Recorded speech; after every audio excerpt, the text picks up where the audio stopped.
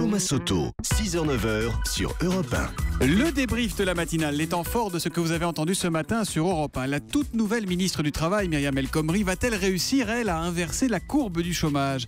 Écoutez sa réponse. Myriam El Khomri était ce matin à 8h20 l'invité de Jean-Pierre Elkabbach pour l'interview politique. Myriam El Khomri, ministre du Travail, est déterminée à réussir et compte mettre en place toutes les solutions possibles, les outils qui ont été mis en place, mais également être en capacité de comprendre quels sont les nouveaux secteurs, les secteurs d'avenir. Je pense à l'écologie, je pense au numérique, et donc de permettre de mieux former. Vous auriez pu avoir un chemisier vert aujourd'hui, vous aussi. Tout à fait. Les fonctionnaires coûtent-ils trop cher? C'est ce qu'affirme la Cour des comptes. Pour Raymond Soubic, et l'ancien conseiller social de Nicolas Sarkozy à l'Élysée, il y a surtout une non-gestion de l'administration et des effectifs de l'État. Écoutez, c'était à 7h45 dans l'interview Vérité d'Europe 1. Tous les politiques, les ministres, etc., ils sont fascinés par les effets d'annonce. Pas du tout par la gestion de leur administration. Tout simplement parce que c'est pas public, que ça ne se voit pas, et que si ça marche, ce sera au bénéfice de leurs successeurs. Vous êtes en train de nous dire qu'ils s'intéressent à la com, mais pas tellement au fond? Je dirais qu'ils s'intéressent, 1, à la com, 2, au fond, et sûrement pas à la bonne marche de la fonction publique.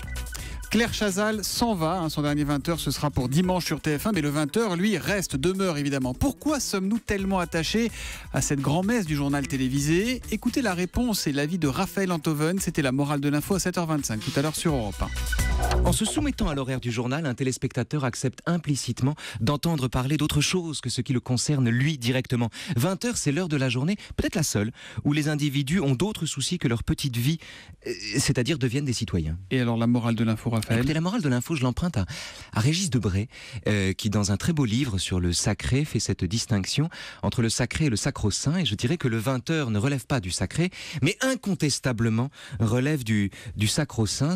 Le 20h est une oraison laïque. Raphaël Enthoven, je ne l'avais pas vu comme ça, nous écrit Écoute51 sur Twitter avec le hashtag un matin. Et puis une conférence d'homéopathe en Allemagne s'est terminée en overdose géante. Écoutez cette histoire hallucinante pour le coup que nous racontait notre correspondante Hélène Cole, c'était à 8h. Ces homéopathes racontaient n'importe quoi, faisaient des cabrioles sur la pelouse, ils titubaient, ils se tapaient dessus mutuellement. Plus grave quand même, certains étaient en train de faire des malaises cardiaques.